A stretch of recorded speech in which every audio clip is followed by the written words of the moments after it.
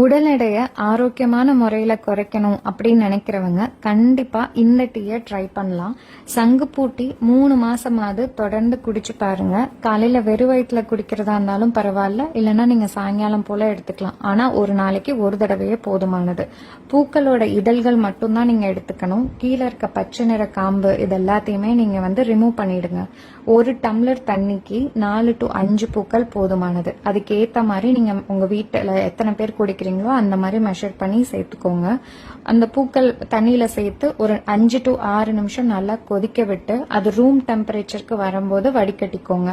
ஏன்னா அதுல நம்ம எலுமிச்சை சாறும் தேனும் சேர்க்க போறோம். அதுக்காக தான். நீங்க வெறும் அந்த பூக்களோட அந்த தண்ணி மட்டும் குடிக்கிறீங்க அப்படின்னா சூடோட குடிக்கலாம்.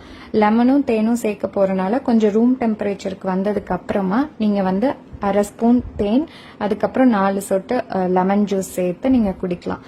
இது நிறைய நன்மைகள் பண்ணும். கொழுப்பை கரைக்கும், டயபெட்டிஸ் வரவிடாம தடுக்கும், பெண்களுக்கு மார்பக புற்றுநோயை தடுக்கும், மாதவிடாய் வலி, வெள்ளைப்படுதல் பிரச்சனை எல்லாத்துக்குமே ஹெல்ப் பண்ணும். இந்த டீயை நீங்க டெய்லி எடுக்கணும் அப்படின்னு நினைச்சீங்கன்னா கண்டிப்பா ஒரு டாக்டர் இல்ல நியூட்ரிஷனிஸ்ட கன்சல்ட் பண்ணி உங்க ஹெல்த்துக்கு ஓகேவான்றதை கேட்டுட்டு டெய்லி எடுத்துக்கோங்க.